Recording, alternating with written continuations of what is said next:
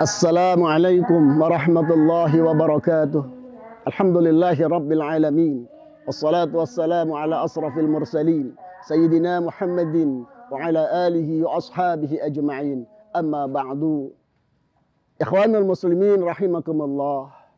Kaum muslimin muslimat, jamaah yang dimana Allah subhanahu wa ta'ala. Salam jumpa dengan program Tauladan Berkah, tausiah bulan Ramadan, persembahan dari Bangkal Bar. Ikhwanul muslimin rahimakumullah, sudah sepantasnya lah kita senantiasa bersyukur pada Allah subhanahu wa ta'ala.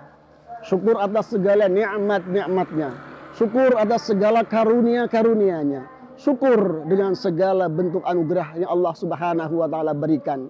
Seandainya Allah subhanahu wa ta'ala menghitung nikmat yang kita terima, maka insya Allah kita tidak akan dapat menghitungnya. Allah subhanahu wa ta'ala berfirman di Al-Quran, la in syakartum la azidannakum wa la in kafartum inna azabi lasyadid. Andaikan kita bersyukur pada Allah subhanahu wa ta'ala, maka insya Allah Allah akan memberikan nikmat-nikmatnya seperti saat ini. Saat ini kita berjumpa di dalam satu program, namanya program Tauladan Berkah, persembahan dari Bangkal Bar. Ikhwanul muslimin rahimakumullah, syukur yang pertama adalah sampai hari ini kita masih diberikan nikmat Islam. Islam yang sudah kita bawa sejak lahir, yang senantiasa kita jaga. Nikmat iman yang sudah memang ada sejak lahir, seharusnya kita tingkatkan. Nikmat ihsan yang insya Allah akan segera kita dapatkan. Dan tidak kalah pentingnya, nikmat kesempatan. Allah subhanahu wa ta'ala memberikan kesempatan kepada kita pada saat ini untuk bersama-sama ta'lim muta'alim, mempelajari ilmu-ilmu agama sebagai bekal untuk hidup kita di akhirat. Ikhwanul muslimin rahimakumullah, kita diciptakan oleh Allah subhanahu wa ta'ala. Manusia diciptakan, jin diciptakan hanyalah untuk beribadah kepada Allah subhanahu wa ta'ala. Pada suatu ketika Rasulullah sallallahu alaihi wasallam sedang dirundung rasa duka yang nestapa. Ditinggal pamannya, ditinggal oleh istrinya yang tercinta. Maka Allah subhanahu wa ta'ala menghibur beliau dalam satu surat yang paling terkenal dan peristiwa yang selalu terkenal kepada seluruh jagat alam, yaitu peristiwa Isra Mi'raj. Allah subhanahu wa ta'ala di sana mengabadikan subhanalladzi asra bi'abdihi. Kenapa Allah subhanahu wa ta'ala tidak memberikan subhanalladzi asra bi Muhammad? Kenapa bukan ini Muhammad sallallahu alaihi wasallam? Ternyata kita dengan Rasulullah sallallahu alaihi wasallam itu sama-sama menjadi hamba Allah subhanahu wa ta'ala. Hamba Allah artinya adalah orang-orang yang beribadah kepada Allah subhanahu wa ta'ala, apapun profesinya, apapun pekerjaannya. Andaikan kita sebagai petani, maka ibadah kepada Allah subhanahu wa ta'ala dengan mengerjakan sawah, dengan mengerjakan kebun, dengan mengerjakan ladang dengan arif dan bijaksana. Andaikan Allah subhanahu wa ta'ala menciptakan kita menjadi seorang guru, maka tugas kita beribadah kepada Allah subhanahu wa ta'ala dengan cara memberikan ilmunya kepada murid-murid kita yang bermanfaat, memberikan akhlak dan budi pekerti kepada murid-muridnya, agar kelak tumbuh menjadi orang yang berakhlakul karimah. Andaikan kita menjadi pedagang, maka Allah subhanahu wa ta'ala memberikan kita kewajiban beribadah sebagai seorang pedagang, yaitu dengan berdagang bahan-bahan makanan, berdagang barang-barang yang halalan thayyibah, barang-barang yang bermanfaat bagi masyarakat sekitarnya. Ikhwanul muslimin rahimakumullah, andaikan kita jadi pimpinan perusahaan, maka tugas ibadah kita selaku pimpinan adalah mengajarkan kepada anak buahnya untuk berbuat jujur, berbuat adil, dan bisa bekerja sama antara pimpinan dan karyawan. Ma'asyiral hadirin rahimakumullah, andaikan pula kita sebagai satpam sekalipun, maka tugas kita adalah ibadah kepada Allah subhanahu wa ta'ala untuk melaksanakan keamanan di lingkungan di mana tempat kita bekerja. Pada hakikatnya manusia adalah hamba Allah subhanahu wa ta'ala. Semuanya diwajibkan beribadah kepada Allah subhanahu wa ta'ala. Ikhwanul muslimin wa rahimakumullah, kita hadir di alam dunia ini. Kita hadir di alam dunia ini diciptakan oleh Allah subhanahu wa ta'ala ada satu lantaran, yaitu kedua orang tua kita. Betapa Allah subhanahu wa ta'ala memuliakan kedua orang kita. Memuliakan kedua orang kita, Allah Allah Subhanahu wa taala menempatkan posisi kedua orang tua kita, hak-haknya sama dengan hak Allah Subhanahu wa taala. Setelah kita beribadah kepada Allah Subhanahu wa taala, maka hak kita adalah berbuat baik kepada kedua orang tua kita. Di dalam Al-Qur'an Allah Subhanahu wa taala berfirman, "Wa'budullaha wa la tusyriku bihi syai'a wa bil walidaini ihsana." Sembahlah Allah Subhanahu wa taala dan janganlah kalian mensekutukannya. Kemudian berbuat baiklah kepada kedua orang tua kita. Betapa mulianya kedua orang tua kita sehingga haknya disandingkan oleh Allah Subhanahu wa taala.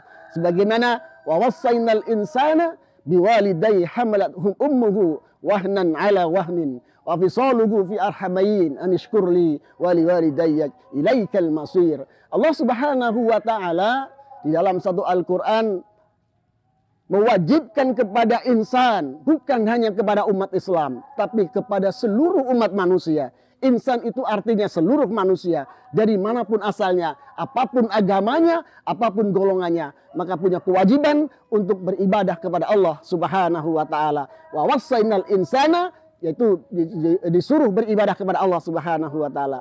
Kemudian yang kedua, setelah kita beribadah kepada Allah Subhanahu wa taala, maka berbuat baik kepada kedua orang tua. Kenapa kita harus berbuat baik kepada orang tua? Ternyata di dalam Al-Quran Allah Subhanahu wa taala menyambungkan hamalathu ummuhu. Hamalat itu artinya mengandung. Ibunya pada saat mengandung. Hamalathu ummuhu wahnan ala wahnin. Artinya semakin hari kandungannya semakin berat. Semakin hari kandungannya semakin berat. Semakin hari kandungannya semakin susah. Wahnan ala wahnin. Ibu kita mengandung dalam masa 9 bulan 10 hari. Terasa berat dan semakin lemah. Maka tidak ada kata lain kepada setiap insan, kepada setiap manusia untuk senantiasa beribadah kepada Allah Subhanahu wa taala. Setelah itu berbuat baik kepada kedua orang tua kita. Ikhwanul muslimin rahimakumullah, 4 bulan tatkala kita dikandung oleh seorang ibu, maka yang terjadi pada seorang ibu adalah ibu merasa gelisah. Kepenginnya makan makanan yang kadang-kadang tidak masuk di akal.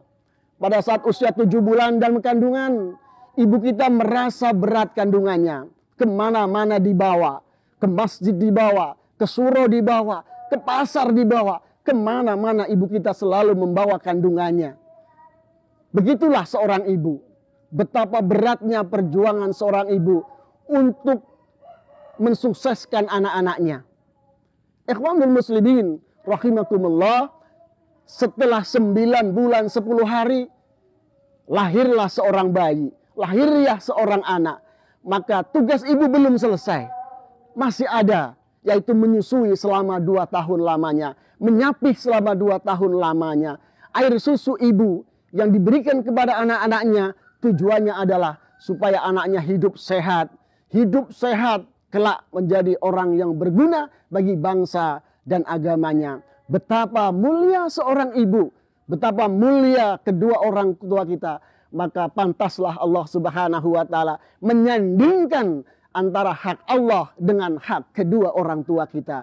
Allah Subhanahu wa taala akan murka, dan Allah Subhanahu wa taala akan murka kepada kita sebagai anak tatkala kita tidak bisa berbuat baik kepada kedua orang tuanya.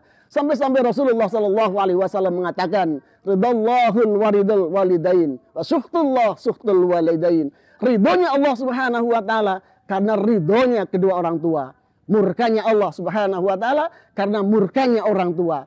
Ikhwanul muslimin rahimakumullah, sekarang kita sudah dewasa, kita sudah menjadi orang, kita bisa bekerja. Ada yang menjadi guru karena ridhonya ibu. Kita menjadi guru karena ridhonya ibu. Kita menjadi tentara karena ridhonya ibu. Kita menjadi polisi karena ridhonya ibu. Kita menjadi apapun sekarang. Bahkan kita menjadi pimpinan perusahaan. Itu karena ridhonya ibu. Karena ridhonya ibu, maka Allah Subhanahu wa ta'ala meridhoi. Ikhwanul muslimin rahimakumullah, tugas kita seorang anak adalah berbuat baik kepada kedua orang tua kita. Mudah-mudahan Allah Subhanahu wa ta'ala selalu memberikan kekuatan kepada kita semua sebagai anak, kita akan berbuat baik kepada kedua orang tuanya. Ikhwanul muslimin rahimakumullah, berbuat baik kepada kedua orang tua tatkala ibu kita, bapak kita masih hidup, maka tugas kita menyenangkan kedua orang tua kita.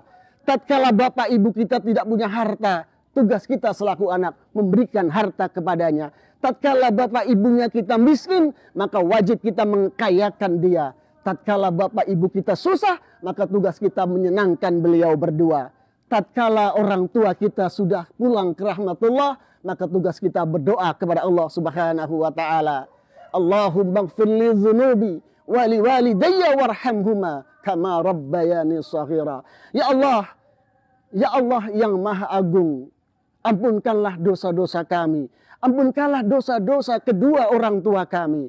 Dan sayangilah beliau berdua sebagaimana beliau menyayangi kami pada saat kita masih kecil. Ikhwanul muslimin rahimakumullah, semoga dengan ridha Allah Subhanahu wa taala kita hidup bisa berbuat baik kepada kedua orang tua kita, baik yang masih hidup maupun yang sudah meninggal. Akhirnya aqulu qouli hadza wastaghfirul azim li wa lakum wa lisairil muslimin wal muslimat fastabaqul khairat. Assalamualaikum warahmatullahi wabarakatuh.